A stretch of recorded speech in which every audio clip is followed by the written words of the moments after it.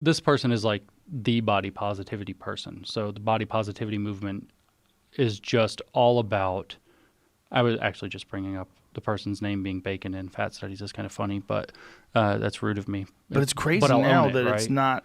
But the point is that the body positivity movement is why they deny science, right? So if like a doctor says, we're worried about your weight, you need to do something about it. That actually is not body positivity anymore. That's now telling them that they are wrong for who they are. So there's this like coddling aspect to it.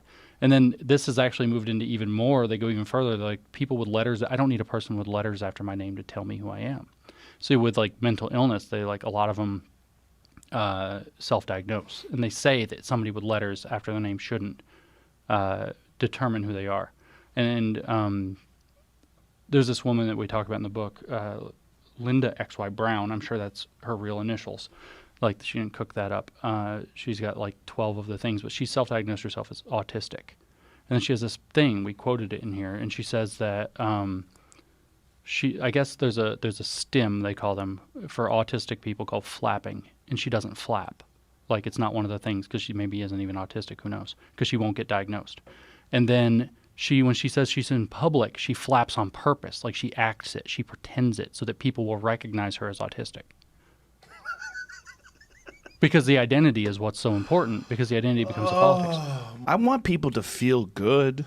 I do want them to Yes. feel good, but I also want them to be actually aware of what the consequences of eating bad food is. Like If you care about someone, you want them to know what the consequences of their actions. Like it's one of the weird addictions. Food addiction is one of the weird addictions where you're supposed to not judge the person by it, and you're also supposed to not offer up any suggestions on how they can fix that, because then you are not just judging that person, you're condemning them and their choices. And So but it is an addiction. Right. And there's an issue because wellness means more than your feelings. Yes. And it's actually really, there's like, with addiction medicine, they talk about enablers, right? But also with addiction, they talk about hitting rock bottom.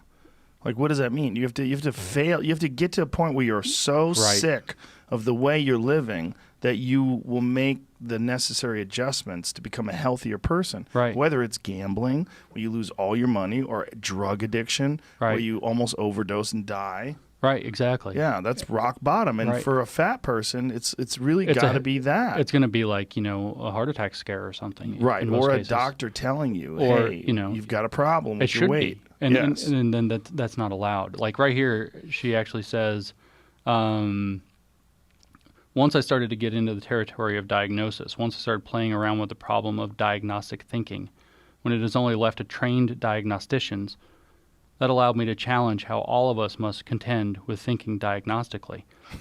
And so it says right before that, in fact, I don't believe in giving power to the medical industrial complex and its monopoly over getting to define and determine who counts and who does not count as autistic. That's how these, like, doctors aren't allowed. And then she's right here writing. How do they decide whether or not someone's autistic? It's not like I have no idea. You could check to see if There are someone's tests. diabetic. I have no idea what the process is, but I assume that the people who are the doctors that study it do know. Imagine if they didn't, and we're finding this out. Oh no. But yeah, here's the flapping thing, right? So what is flapping exactly? I don't know. I don't. I'm assuming it's like actually moving in a flappy flapping way, your arms, like almost a penguin. Maybe, yeah. Here we go. We'll find Jamie's out. on the fucking ball as always.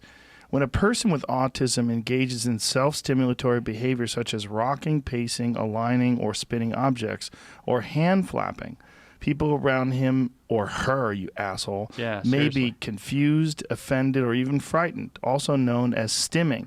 These behaviors are often characterized by rigid, repetitive movements and or vocal sounds.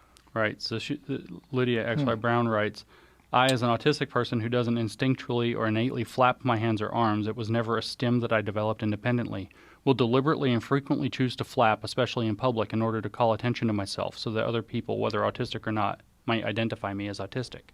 And it's like, this stuff is, that's a scholar. I mean, we should actually talk about freaking autoethnography, man. It's like, it's a diary entry that pretends to be sociology. It's so strange. It's Okay, I get it. okay. So, I mean, how is that going to help disabled people? It's not. What is disability studies for? Right. Right? How's that going to help anybody? And then also acting. Like, what if I decided I self-diagnosed myself, even though I'm a comedian, I say a lot of words I probably shouldn't say in polite company, but I say them all the time. Yeah. What if I self-diagnose myself as having Tourette's? And so that when I'm out in public, I just go, cunt!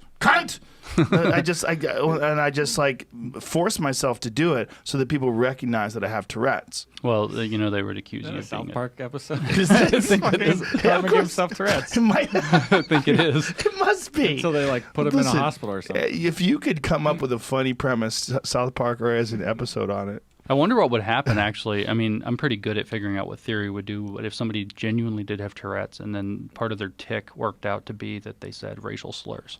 Oh, my God. Like, There is that has to like be a is that thing. like subconscious racism baked into them? Like, what would Right. happen? I don't What actually would know what happen? would happen in that case. Jesus Christ. Yeah, it'd be baked in There's like systemic racism. There's like no resolution. with Cartman's that. Tourette's. Cartman pretends to have Tourette's syndrome so that he can say whatever he wants without getting in trouble. I think I remember this now. It eventually leads to trouble, and he ends up saying things he would never say. The episode's title is a play on the title of Jean-Luc Godard's 1963 film Le Petit Soldat. Dude, that was I didn't know it was from that 2007. Dude, yeah. God, I mean, they're so ahead of the curve. they were so tapped into this stuff. Well, if anybody is going to attack woke culture successfully, it will be South Park. It will be comedians in general. Yes, but That's who's South gonna Park take it in down. particular, because they have these characters that they could speak through. That's and right. these characters don't really resemble people, so you can murder them. Right. You can kill them off In every episode, yeah. like Kenny. Yeah. And they You have this bastard. amazing leeway. Yeah. I mean, that's what it's going to have to be. It's going to have to be. I mean, so that's what I try to do. I'm trying to lay down the tracks so that people feel like they can actually get into this and Well, I run think the trains on it. through what you and Peter and Helen have done through these hoax studies, you've at least highlighted to many people that not only is this a real problem, but it's really hilarious how Right. far they're willing to go and Right. accept what kind of nonsense you guys are pushing. People need to be having conversations right now because I'm like kind of getting disowned by friends and family a little bit. And the question that I think people need to be asking is, where's the line? Like, because the way people reason is that they'll let themselves slide and then justify it. They call it post hoc rationalization. That's John Haidt's term. And they'll let themselves slide and then justify it. But if they state their principles up front, because I don't think a lot of people have actually done that, and say, okay, I've already defended riots, but let's say that they fire, all of the department heads or whatever at a university, or they fire this, or they, burn that down, or whatever it is. Everybody should have a line that says, okay, wait, this is too far. And I think individuals need to start figuring out what theirs were so they can tell the story if they've already had it, like you and I have already had that. And then other people who haven't, like, we need to be talking to our friends and say, I get that you think the woke movement's important and that it's doing good things, and there's some crazy stuff going on, and I'm stressed about it. Where do you feel like the line is? Where do you draw the line and say it's gone too far? And you don't even. It's not about getting the answer. It's actually about getting them to think about it. But it's happened so quickly. Very quickly. And the changes are so radical, and what's acceptable and not acceptable, and what people are willing to do to people that don't toe the line. I'm getting emails from people whose marriages, like interracial marriages, are breaking up, and they're like, "How do I save my husband?" It's Well, like, the All Lives Matter firing thing is just one of the craziest ones. Like, you can't say all. Like, if someone says, "What do you feel about Black Lives Matter?" and then you say All Lives Matter, you get fired from your job. Yep. But it's one of those things where you're being obviously all lives matter, obviously, Right. but also obviously Black Lives Matter. So why are you so compelled to follow the narrative that if you say something that's obviously true, instead of following the narrative, you get fired? So because of that, people are willfully self-censoring, and they're changing their perspective on things because they don't want to be canceled and they don't want to be fired. Right. So the question for me is, like, how much of that do you have to see before you start saying something has gone awry. You know? Yes. I keep finding myself saying, I'm on the left. Really, I don't really get on with conservative stuff, and I'm not really like patriotic, like gets. And I keep saying to myself, "Is like this is the United States of America. Why is this happening here?" It's happening everywhere, though. Well, it is everywhere. At least it speaks English and I think Spanish now. Yeah. Yeah. Where does this go? You're a smart guy. Where does this go? We're in Do the math. We're You're in a a highly mathematician. nonlinear situation. That's my math statement. So it's not actually clear because it depends on a lot of factors. Like if we have another police brutality incident against black people in the near term, that's going to be a mess.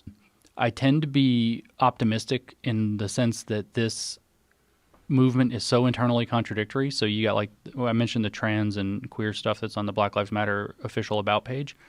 So there's another hashtag that's Black Trans Lives Matter. And so it's like, is there an all Black Lives Matter? Is that okay to say? Because it's the same dynamic, but all of a sudden you can't say all lives matter in answer to Black Lives Matter, but can you say all Black Lives Matter in answer to Black Trans Lives Matter? And so it's like it's internally contradictory, right? And then people are actually kind of catching on that something is not fair. Like the white fragility game is just bullshit. You just can't get around it. The systemic thing is something feels unfair about it. And everybody being complicit in racism seems, a bit much. So there's all these kind of internal contradictions, and there's going to be these inside fights. And so it's hard to say that it's going to take over. On the other hand, we're in the closest thing that we've seen in a long time to the Chinese Cultural Revolution. But they did struggle sessions. That's these cancel sessions. They made people do tearful apologies and make these. They weren't videos. It was like China in the 60s. But they, put them on a stool in public, yelled at them and humiliated them and made them wear a hat with, like dunce hat or whatever. And that's what these cancel sessions, they're actually the same thing as struggle sessions. They're just happening on social media. It's also signaling to all the other people that haven't been in trouble that this will happen to you Right. if you do not comply. And there's some psychological stuff, they say, is there a fate worse than death? There's some psychological stuff that's floating around out there that says that being completely ostracized from your group and being unable to feel like a good person in your society is so psychologically damaging that it might actually be worse than death. And so that's what people are faced with, and they're so afraid of it, which is so bad because it's just so transparently bogus and it can't defend itself. All it does is call names. Here's an example. 1619 Project from the New York Times. Nicole Hannah-Jones writes this, kind of fake history of the United States, saying that we're all about slavery. Slavery's everything to do with the United States in every regard from the beginning and still. And then what are they doing now, right? So there's this huge, intense fight between the black population and the indigenous population for most racially oppressed, and they both have a pretty good claim on it, right? So that genocide thing was pretty big, and then slavery was pretty big, and it's complicated. So they're fighting for status. So you had the indigenous side of that assert that black people in North America are settlers of color, which is a problem. And then you've had Nicole Hannah-Jones try to point out that lots of Native Americans held black slaves, so they were slave owners, which is a problem. So they're fighting over that, infighting for status, for the ultimate victim status. And then they've got like that trans things coming.